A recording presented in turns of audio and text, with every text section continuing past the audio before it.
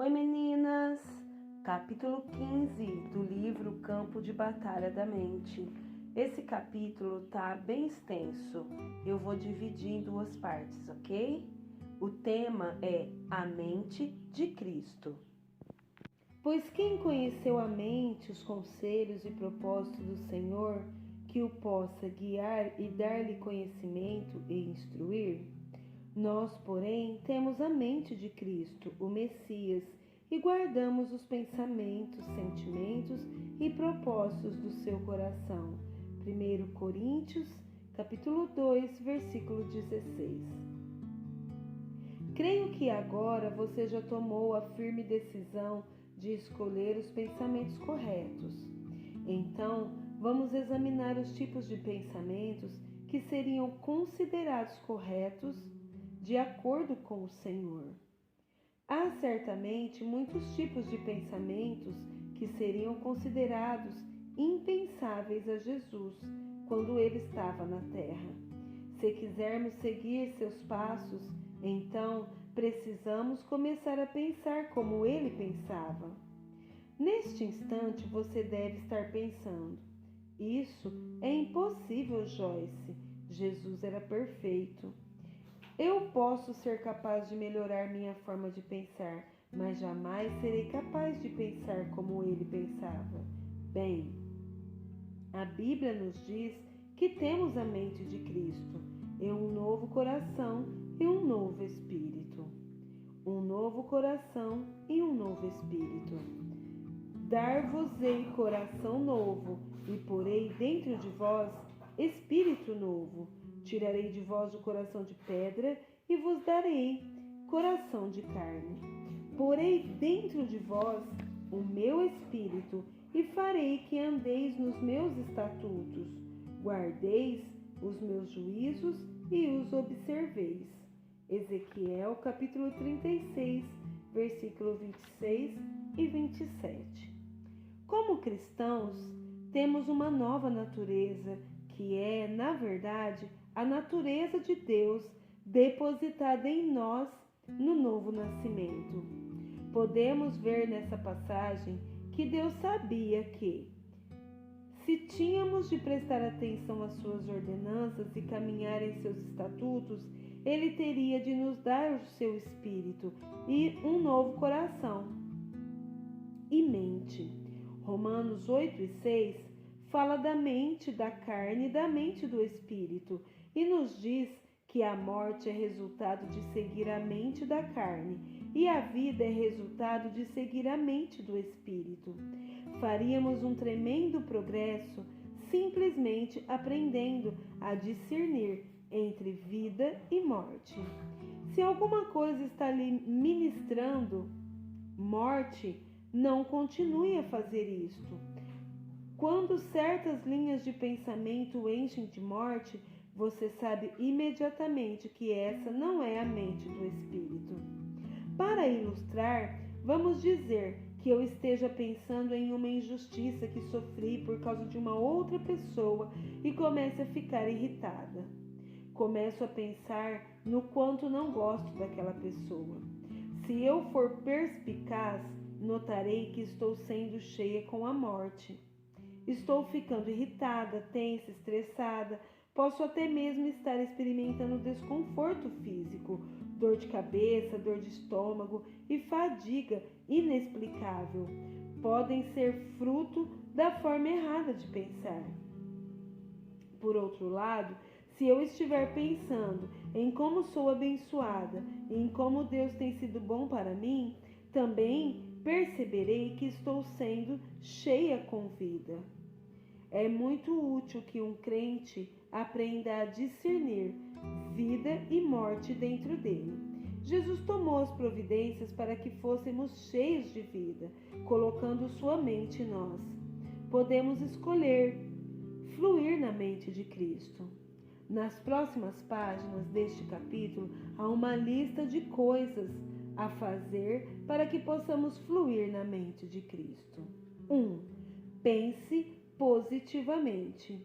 Andarão dois juntos se não houver entre eles acordo? Amós 3:3. Se uma pessoa está pensando de acordo com a mente de Cristo, como serão seus pensamentos? Serão positivos, com certeza. Em um capítulo anterior, já discutimos a absoluta necessidade de pensar positivamente. Talvez a esta altura você queira voltar ao capítulo 5 para refrescar sua memória a respeito da importância de ser positivo.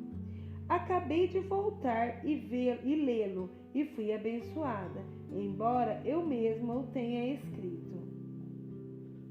Jamais se dirá o suficiente a respeito do poder de ser positivo.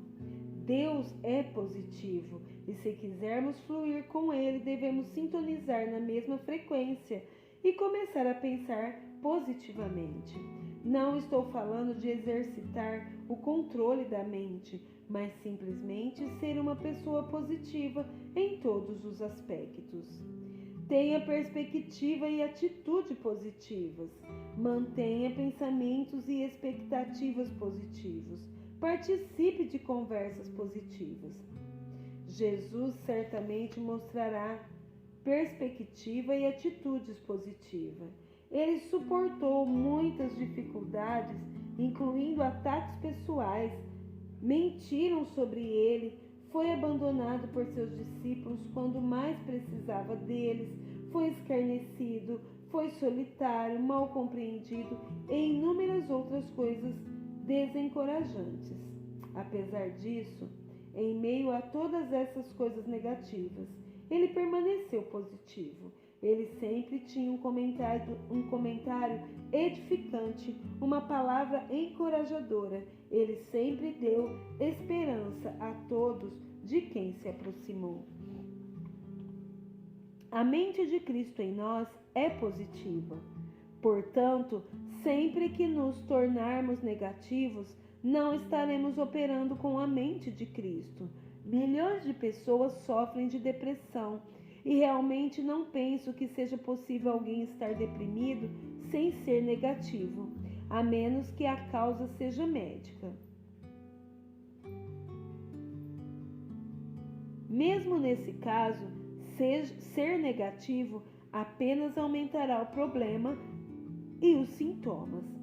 De acordo com Salmos 3:3, Deus é a nossa glória e aquele que levanta a nossa cabeça. Ele quer erguer tudo, nossas esperanças, nossas atitudes, nosso humor, nossa cabeça, nossas mãos e nosso coração, nossa vida inteira. Ele é nosso levantador divino. Deus quer nos levantar e o diabo quer nos empurrar para baixo. Satanás usa os eventos negativos e as situações da nossa vida para nos deprimir. A definição do dicionário da palavra deprimir é abater no espírito, entristecer. De acordo com o dicionário Webster, alguma coisa que está deprimida está afundada abaixo da região circundante. Vazio. Deprimir significa afundar, empurrar para baixo ou manter abaixo do nível do solo. Regularmente, temos oportunidade de pensar negativamente, mas nossos pensamentos apenas nos afundarão ainda mais. Ser negativo não resolve nossos problemas, apenas se soma a eles. Supere a depressão. O Salmo 143, 3 ao 10, dá uma descrição de depressão e de como superá-la. Vamos examinar essa passagem em detalhe para ver os passos que podemos dar para superar esse ataque do inimigo. Identifica a natureza e a causa do problema. Pois o inimigo me tem perseguido a alma, tem arrojado por terra a minha vida, tem me feito habitar na escuridão, como aqueles que morreram há muito. Salmos 143 e 3. Habitar na escuridão, como aqueles que morreram há muito, certamente me soa como uma descrição de alguém que está deprimido. Observe que a origem dessa depressão, desse ataque à alma, é Satanás. Reconheça que a depressão rouba a vida e a luz. Por isso, dentro de mim esmorece e está oprimido o meu espírito. E o coração em meu peito se vê perturbado e entorpecido. Salmo 143, 4. A depressão oprime a liberdade espiritual e o poder de uma pessoa. Nosso espírito, fortalecido e encorajado pelo Espírito de Deus, é poderoso e livre. Portanto, Satanás procura oprimir esse poder e liberdade, enchendo nossa mente com escuridão e sombra. Por favor, perceba que isto é vital para resistir ao sentimento chamado depressão, imediatamente após sentir sua chegada. Quanto mais lhe for permitido permanecer, mais difícil será resistir. Lembre-se dos bons tempos. Lembro-me dos dias de outrora. Penso em todos os teus feitos e considero nas obras das tuas mãos. Salmo 143 e 5. Nesse versículo, vemos a resposta do salmista à sua situação. Lembrar, meditar e refletir são funções da mente. Ele, obviamente, sabe que seus pensamentos afetarão seus sentimentos. Então, ele se torna ocupado pensando sobre coisas que o ajudarão a superar o ataque à sua mente. Louve ao Senhor em meio ao problema. A ti levanto as mãos, a minha alma anseia por ti, como terra sedenta anseia por água. Pare e pense nisso calmamente. Salmo 143 e 6. O salmista conhece a importância do louvor. Ele ergue as mãos em adoração. Ele declara qual é verdadeiramente sua necessidade. Ele precisa de Deus. Apenas Deus pode fazê-lo sentir-se satisfeito. Muito frequentemente, quando as pessoas ficam deprimidas, é porque eles precisam de alguma coisa e procuram no lugar errado, o que apenas aumenta seus problemas. Em Jeremias, capítulo 2, versículo 13, o Senhor disse: Porque dois males cometeu o meu povo. A mim me deixaram o manancial de águas vivas e cavaram cisternas rotas que não retêm as águas. Apenas Deus pode saciar uma alma sedenta. Não se engane pensando que qualquer coisa pode satisfazê-lo inteira e completamente. Correr atrás da coisa errada sempre o deixará desapontado, e o desapontamento abre a porta para a depressão. Peça ajuda de Deus. Dá-te pressa, Senhor, em responder-me. O espírito me desfalece. Não me escondas a tua face, para que eu não me torne como os que baixam a cova, a sepultura. Salmo 143 e 7. O salmista clama por ajuda. Ele está basicamente dizendo: apressa-te, Senhor, porque eu não vou ser capaz de aguentar muito mais tempo sem ti. Ouça o Senhor.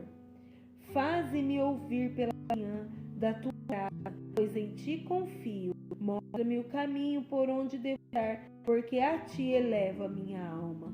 Salmo 143 e 8. O salmista sabe que ele precisa ouvir ao Senhor. Ele precisa ser assegurado do amor e bondade de Deus. Ele precisa da atenção e da direção de Deus. Ora por mim, livre, Senhor, dos meus inimigos, pois em ti é que me refugio. Salmo 53 e 9. Mais uma vez o salmista está declarando que apenas Deus pode ajudá-lo. Por favor, observe que ouve esse discurso está com sua mente em Deus, não no problema. Busque sabedoria, conhecimento e liderança de Deus. Ensina-me a fazer a tua vontade, pois tu és o meu Deus. Guia-me com bom espírito por terreno plano. Salmo 143:10. Talvez o salmista esteja indicando que ele havia saído da vontade de Deus e, portanto, tenha aberto a porta para o ataque à sua alma. Ele quer estar na vontade de Deus porque ele agora percebe que esse é um único lugar seguro para estar. Então ele pede a Deus que o ajude a se manter firme. Creio que esta frase, guia-me por terreno plano, refere-se às suas emoções vacilantes. Ele quer estar inabalável, não em altos e baixos. Use suas armas, porque as armas da nossa milícia não são carnais, armas de carne e sangue, e sim poderosas em Deus para destruir, derrotar fortalezas, anulando sofismas, visto que refutamos argumentos e teorias e questionamentos e toda altivez e superioridade que se levante contra o verdadeiro conhecimento de Deus, e levando cativo todo pensamento e propósito à obediência de Cristo, o Messias, o ungido. 2 Coríntios, capítulo 10, versículo 4 e 5. Satanás usa a depressão para arrastar milhões no poço de escuridão e desespero. O suicídio frequentemente é resultado da depressão. Uma pessoa suicida é geralmente alguém que se tornou tão negativa que não vê absolutamente nenhuma esperança para o futuro. Lembre-se, sentimentos negativos vêm de pensamentos negativos. A mente é o campo de batalha, o lugar onde a batalha é ganha ou perdida. Escolha hoje ser positivo, lançando fora cada imaginação negativa e trazendo seus pensamentos à obediência de Jesus Cristo. 2 Coríntios 10 e 5. 2. Tenha a mente de Deus. Tu, Senhor, conservarás e guardarás em perfeita e constante paz aquele cujo propósito, ambos a sua inclinação e o seu caráter é firme em ti, porque ele confia, apoia-se e espera confiantemente em ti. Isaías, capítulo 26 e 3. Jesus tinha comunhão contínua com seu Pai Celestial. É impossível ter comunhão completa com qualquer pessoa sem ter a mente nela. Se meu marido e eu estamos no carro juntos e ele está conversando comigo, mas eu tenho a minha mente em alguma outra coisa, na verdade não estamos tendo comunhão, porque não estou lhe dando minha inteira atenção. Portanto, creio que podemos dizer com segurança que os pensamentos de uma pessoa que funciona na mente de Cristo estariam em Deus e em toda a sua obra poderosa. Meditem em Deus e nas suas obras. Como de banha e de gordura farta-se a minha alma, e com júbilo nos lábios a minha boca te louva.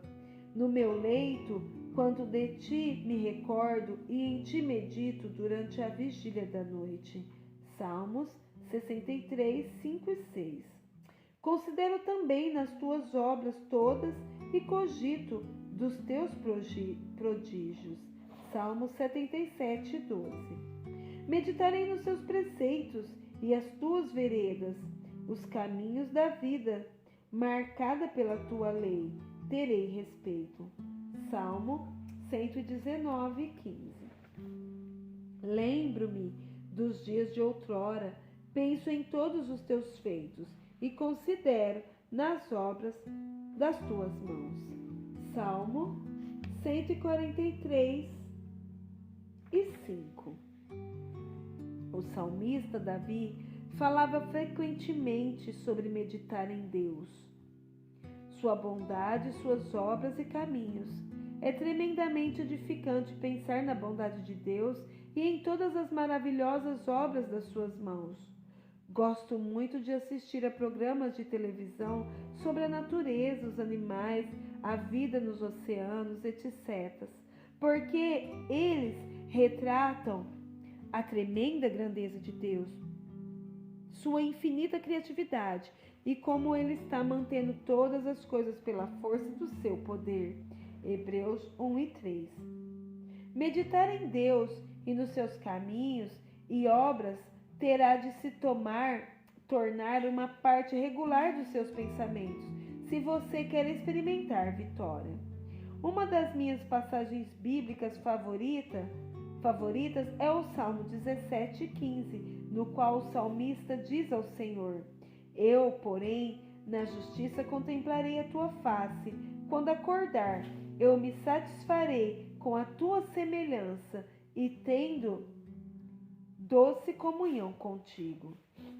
Tive muitos dias infelizes porque começava pensando sobre todas as coisas erradas no instante em que acordava toda manhã. Posso dizer com certeza que tenho estado completamente satisfeita desde que o Espírito Santo está me ajudando a funcionar na mente de Cristo, a mente do Espírito que está em mim. Ter comunhão com Deus cedo de manhã é uma forma segura de começar a desfrutar a vida. Tenha comunhão com Deus. Se eu não for o consolador, conselheiro, ajudador, advogado, intercessor, fortalecedor e companheiro, não virá para vós outros em íntima comunhão convosco. Se, porém, eu for, eu vou-lo enviarei para estar em íntima comunhão convosco. João 16:7. Essas palavras foram ditas por Jesus pouco antes da sua partida para o céu, onde ele está sentado à mão direita do Pai na glória. É óbvio, a partir desta passagem, que a vontade de Deus e que estejamos em comunhão íntima com Ele. Nada está mais próximo de nós do que nossos pensamentos. Portanto, se enchermos nossa mente com o Senhor, isso ultrará a nossa consciência e começaremos a desfrutar uma comunhão com Ele. Ele trará alegria, paz e vitória à nossa vida diária. Ele está sempre conosco, como prometeu que estaria. Mateus 28:20 e Hebreus 13:5. Mas não estaremos conscientes da sua presença a menos que pensemos a respeito dele. Posso estar em um cômodo com alguém e, se tiver a minha mente em uma porção de outras coisas, posso ir embora sem menos me dar conta de que uma pessoa estava lá. É dessa forma que acontece com nossos privilégios de comunhão com o Senhor. Ele está sempre conosco, mas precisamos pensar nele para estarmos conscientes da sua presença. 3. Tenha a mente: Deus me ama. E nós conhecemos, entendemos, reconhecemos, estamos conscientes de, por meio de observação e experiência, e cremos, aderimos e colocamos fé e confiança no amor de Deus, no amor que Deus tem por nós. Deus é amor, e aquele que permanece no amor, permanece em Deus, e Deus nele. 1 João capítulo 4, versículo 16.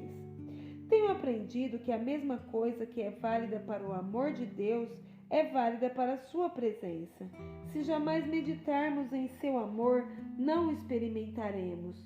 Paulo orou em Efésios 3 para que as pessoas experimentassem o amor de Deus por elas mesmas.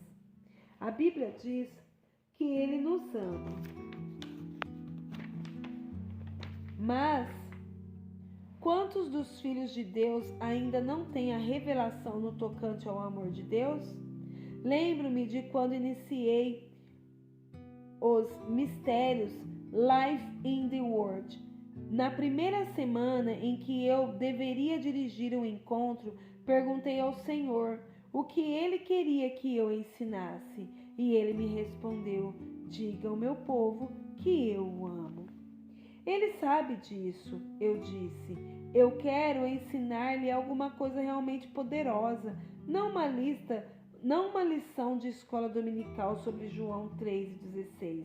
O Senhor me disse: poucos do meu povo sabem quanto eu os amo. Se eles soubessem, agiriam de modo diferente. Quando comecei a estudar o assunto de receber o amor de Deus, percebi que eu mesma estava em desesperada necessidade. O Senhor me conduziu em meu estudo para 1 João 4,16, que afirma que deveríamos estar conscientes do amor de Deus.